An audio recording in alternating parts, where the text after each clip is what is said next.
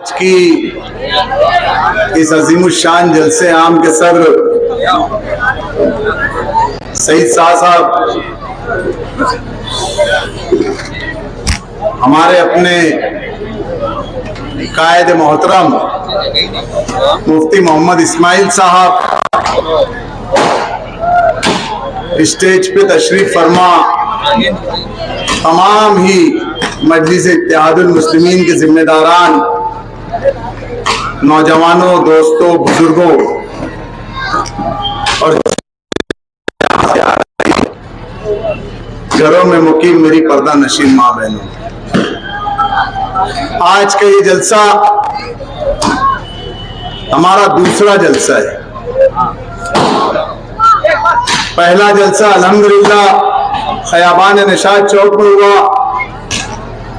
आज दूसरा जलसा हम सैलानी चौक में लिए रहे। इलेक्शन की कई बुनियादें होती है, लेकिन सबसे अहम बुनियाद जो शहर के अंदर समझ में आ रही है वो अच्छाई और बुराई का इलेक्शन है। इलेक्शन, बैठ जाओ भाई, बैठ जाओ तो भैया, मैं कहीं से भी दिख गया।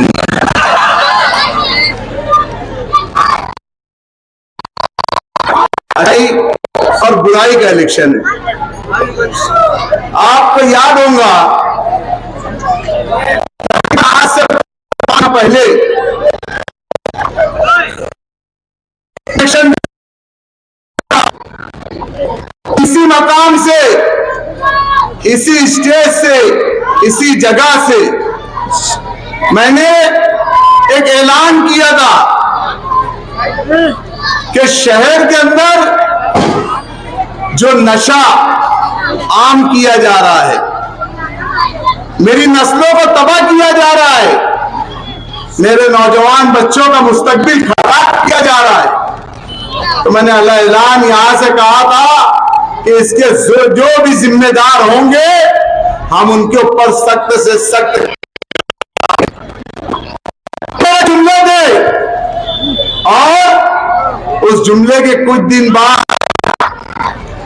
आज से 10 दिन के बाद, मुझे आगरा रोड के ऊपर जहां हमला होता है, मेरे ऊपर मुझे गोली मारी जाती है। अब कुछ नहीं थी, किसी की जाती दुश्मनी नहीं थी, किसी से कोई मामला नहीं था, सिर्फ एक बात लगी लोगों को, उन लोगों को जो इस काम में मुलविस थे, उन लोगों ने मुझे गोली मार दी। यह अल्लाह का करम है और मेरी बका बाकी रखी थी अल्लाह ने, इसलिए मैं आज आपके सामने हूं। नहीं तो जिस गोली से मुझे मारा गया, जिस बंदूक से मुझे मारा गया, वो बंदूक और वो गोली अभी चंद दिन पहले बंबई के बांद्रा में बाबा सिद्दीकी के ऊपर भी सेम उसी बंदूक से हमला हुआ। वो बंदूक को बनाने वाला, वो बंदूक को बेचने वाला और वो बंदूक को चलाने वाला, उनकी गारंटी है कि ये गोली का मारा हुआ पानी भी नहीं मांगता। ये बोलकर वो फरोख्त करते हैं 9 mm की गोली मारी गई, 9 mm की, सिर्फ और सिर्फ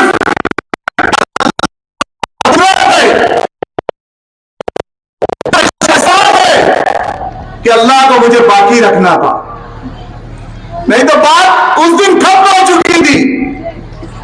लेकिन अल्लाह ताला को शायद मुझसे कुछ और काम लेना है। जिस दिन मुझे लगी, मैंने अल्लाह रब्बुल इज्जत आसमान की तरफ देखकर कहा, ऐ मेरे अल्लाह, तुम मुझसे राजी है, मुझे बुलाना चाह रहा है, मैं आ जाऊंगा, मैं भी राजी। लेकिन बोलते ना, जिंदगी और मौत अल्लाह के हाथ में। आप लोगों की दुआएं थी, कुछ लोगों ने तो ये कोशिश की थी कि एक तीर में कई शिकार हो जाएंगे, नशे का मामला भी खत्म, बोलने वाला भी खत्म हो जाएगा और सियासी मामला भी हमारे जाएंगे और शहर भी, हम शहर को डरा देंगे। इनकी ये प्लानिंग थी, लेकिन अल्लाह जिसे रखे उसे कौन चखे। मेरा बोलने का मकसद ये है कि आज हमारी जो नस्लें हैं वो एक मुनज़्ज़म प्लानिंग के तहत तबाह की जा रही है। मैं मुफ्ती साहब से एक वादा लेना चाहता हूं, यहां पर इस मजमे में वादा लेना चाहता हूं कि मुफ्ती साहब इंशाअल्लाह ताला चुनकर तो आप ही आएंगे, लेकिन आपको एक मजमे में वादा करना कि जो लड़ाई मैंने यहां से शुरू की थी, उस लड़ाई को तुम एमएलए बनने के साथ इस शहर के लिए मेरे कांधे से कांधा मिला के खड़े रहेंगे। मैं आपसे यह वादा लेना चाहता हूं मुफ्ती साहब, मेरी नस्लों को बचाने के रास्ते में यह वादा लेना चाहता हूं। मैंने अहद किया हूं, मैंने अपने आप को वक्फ किया हूं कि मेरी जान अगर मेरी कौम और मिल्लत के लिए, मेरे नस्लों के लिए जाती है तो जाए, 3 नहीं और 30 गोली खाने के लिए मैं तैयार हूं, लेकिन कौम और मिल्लत का सर झुकने नहीं दूंगा, कौम मिल्लत के मुस्तकबिल को बर्बाद नहीं होने दूंगा। आम जलसों में और मीटिंगों में हमारे मुखालिफिन बोलते हैं ये भ्या भ्या रोएंगे, बोले क्या बोलते, भ्या भ्या रोएंगे, बोले आएंगे सबको बताएंगे, देखो ऐसा हुआ वैसा हुआ। अबे भैया कल ही की बात है, बहुत पुरानी बात नहीं है। कल यहां पर एक साइजिंग के अंदर मीटिंग हुई मालदा में, पूरी बिरादरी के गुरुवार वार्ड के पूरे जिम्मेदारों को जमा किया गया और बड़ा एकदम, भाई सब मोबाइल बंद कर लो, कोई ये बात नहीं होना चाहिए। हालांकि आधे लोग उसमें अपने थे, वीडियो बताऊंगा मैं, वीडियो। बात चालू हुई, पहले तो माफी मफूफल, आमीन कलेजी तू माफ कर दे, अबे तेरा ऐसा माफ, तू माफ कर दे भैया, तू माफ कर दे। उसके बाद बोलते बोलते खुद भी माफी मांगे और बेचारे जिसने मीटिंग रखा था, जिसकी साइजिंग में मीटिंग थी, जिसने दालचा पकवाया था, उससे भी माफी मंगवाने लगा। वो भी माफी मांगा, उनके छोटे भाई माफी मांग रहे। और क्या बोला जाता आखिरी में, बोले मेरे अब्बा की बहुत याद आ रही मुझे, मैं जब बिस्तर पे जाता तो मुझे नींद नहीं आती, मेरे अब्बा याद आते मुझे। आज अगर मेरे अब्बा इलेक्शन में होते तो मेरा क्या होता, मैं क्या नहीं करता। वे भैया तूने तो जिंदा बेचारे हयात अपने बाप की नहीं सुना। मर जाऊंगा, कमालुद्दीन पहलवान साहब मौजूद है, वो बोलते थे कि मैं मर जाऊंगा लेकिन कांग्रेस नहीं छोड़ूंगा। इसने जीते जी उनको इतना मजबूर किया और अपने बाप की नहीं सुना और कांग्रेस पार्टी छोड़ दिया। ये अपने बाप की नहीं सुनता, अपने बाप का नहीं हुआ तो तुम्हारा हमारा क्या हुआ। सिर्फ अगर बिरादरी बिरादरी बिरादरी, अरे मेरी बिरादरी, अरे मेरी बिरादरी, ये जो बिरादरी से आते हैं उनका सिर्फ 50 से 55 घर है मालेगांव में, सिर्फ 50 से 55 घर है। अपना रोना रोते हैं बिरादरी बिरादरी। भैया तुमने बिरादरी को दिए क्या, ये तो बता जरा, बिरादरी को दिए क्या। माफ करना अगर आपको मेरी बात खराब लग रही होगी तो मैं अल्लाह वास्ते आपसे माफी चाहता हूं, लेकिन आज हक बात बोलूंगा कि इन रहनुमाओं की वजह से, इनके काले करतूतों की वजह से, कुछ लोगों की वजह से आज पूरी बिरादरी को बदनाम किया जा रहा है, पूरी बिरादरी को बदनाम किया जा रहा है कि ये बिरादरी में नशा बहुत है, ये बिरादरी में ये बहुत है, ये बिरादरी में वो बहुत है। अभी जैसे हमारे एक मुकर्रिर साहब बोल रहे थे कि यहाँ सट्टा टीपा जाता है, यहाँ ऐसा होता, यहाँ वैसा होता। मैं उनको भी कहूंगा कि भैया कुछ लोग हैं, सिर्फ कुछ लोग हैं, चंद लोग हैं जो ये नशे का कारोबार कर रहे हैं, जो सट्टा टीप रहे हैं, जो जुआ चला रहे हैं। जो लोग ये बिरादरी करते और बिरादरी को 2 नंबर के धंधे के अलावा कुछ नहीं देते, इन्होंने पूरी बिरादरी को बोल दिया जाओ प्लास्टिक का कारखाना चालू कर दो और चोरी करो, बिल की चोरी करो, हमको 13,000 रुपया महीना। वो ऐसे दाढ़ी टोपी एकदम, कुछ लोग यहाँ फरिश्ते बने फिरते हैं, अगर मेरे पे लग जाए तो इंसाफ है।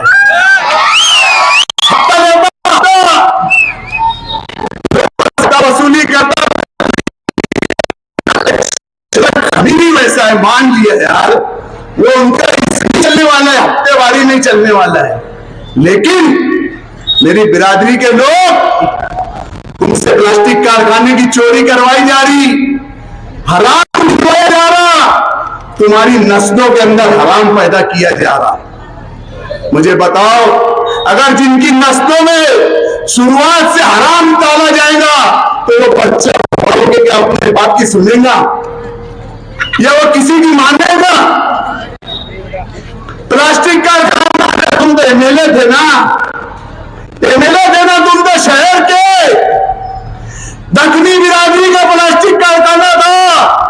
अरे तुमने सब्सिडी का काम करना था, सब्सिडी लाने का, कि हम सब्सिडी लाएंगे, तुम्हारे प्लास्टिक कारखाने लाने वाला होना, देने वाली गवर्नमेंट है गवर्नमेंट। ये हमारे हाजी यूसुफ इलियास साहब ने तंजीम बनाई और मुफ्ती साहब को साथ लेकर पावर लूम के ऊपर जो सब्सिडी लाई, तो तुम तो एमएलए थे, तुम तो बहुत अपने आप को दुश्मन बोलते हो ना।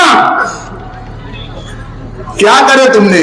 अरे लाते सब्सिडी, लेकिन नहीं, हफ्ता होना था ना, और हराम घोलना है लोगों के अंदर, हराम।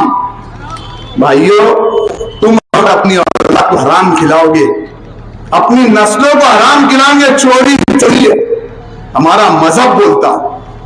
कोई अगर ये बोलता होगा कि चोरी नहीं होएगी, पावर बिल, हम जिस मुल्क में रहते हैं उस मुल्क के कानून की पासदारी करना चाहिए, ये हमारा मजहब हमें बोलता है। कुत्ता गोली, नशा, हर चीज, जो ग्रुप जा रहा, नया ग्रुप जा रहा, चल तू एमडी में तू बेच दे, जमूर नाले पे तू बेचेगा, जमूर स्कूल के पास तू बेचेगा, अली अकबर पर तू बेचेगा, यहाँ संडास के पास तू बेचेगा। बाकायदा नौजवानों को पहले आदत लगाई जा रही है, आदत, और फिर उन्हीं नौजवानों से काम लिया जा रहा है। आज हमारे यहाँ जलसा है, जरा आसपास देखो तो कहीं पुलिस वाले हैं क्या? होंगे भी तो 1-2 होंगे। आज खयाबान निशाद चौक छावनी बना हुआ है, छावनी। क्या बना है? छावनी। इधर पुलिस का डब्बा, उधर पुलिस का डब्बा, उधर पुलिस की गाड़ी, पुलिस की गाड़ी, और ये लोगों को डर निकालने, डरो मत, मैं ऐसा है, मैं वैसा है, मैं नारायण राणे को ये कर दूंगा, मैं इसको वो कर दूंगा। मैं मिस्टर आसिफ राणे,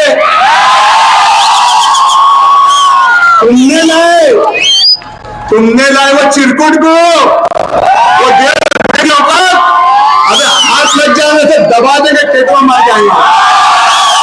आने को दो, आने दो ना भरो को,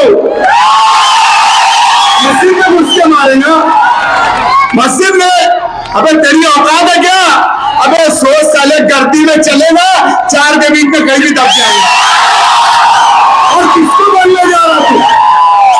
किसको? है? अबे ईमान वाले को मारेगा? सोने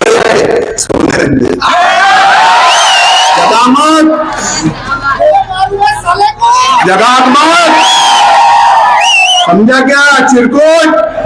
और यहाँ तेरे जो हवारी मवारी है उनको भी मना कर। वक्त की बहुत कमी है, बोलना बहुत कुछ था, लेकिन आपके सामने आया हूं, मेरा दर्द लेकर आपके सामने आया हूं। मेरी मां बहनों, जहां तक मेरी आवाज जा रही है, मेरी मां, ये दर्द मैं तुम्हारे पास लेकर आया हूं। अगर तुम इस बुराई को बुराई समझते हो, नशे के धंधे को बुरा समझते हो, जुए के धंधे को बुरा समझते हो, गुंडागर्दी को बुरा समझते हो, अब्दुल मालिक के ऊपर फायरिंग हुई, मैं तुम्हारा भाई हूं, तुम्हारा बेटा हूं, अगर उसको बुरा समझते हो तो अल्लाह के वास्ते एक राई के दाने के बराबर भी मुझसे या मेरे परिवार से मोहब्बत होगी तो इनको जुल्म का बदला वोट से दे दो, जुल्म का बदला वोट से दे दो। और जो लोग हमारे साथ थे, मुझे कुछ लोगों ने बोला यार भाई ने वहां तकरीर करे, हमको वो चीज अच्छी नहीं लगी, हम तो बस कुछ मजबूरियों की वजह से उनके साथ है, हम तो अंदर से तुम्हारे साथ रहेंगे।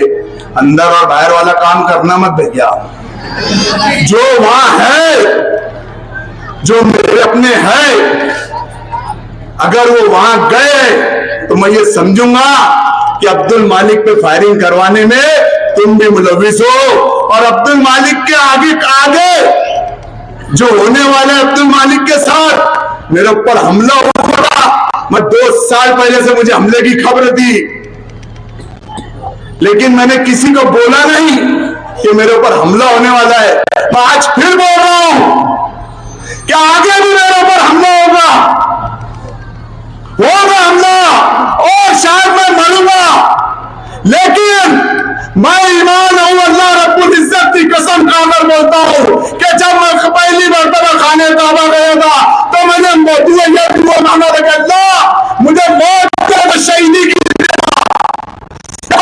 शादी मौत मत देना, मुझे शहीदी की मौत देना, और इंशाअल्लाह ताला मेरा अल्लाह मेरी सुनेगा और मैं इस कौम और मिल्लत के लिए शहीद होऊंगा। मैं आसान मौत नहीं मरूंगा, मैं गोली और बम से ही मरूंगा और कौम और मिल्लत के लिए मरूंगा।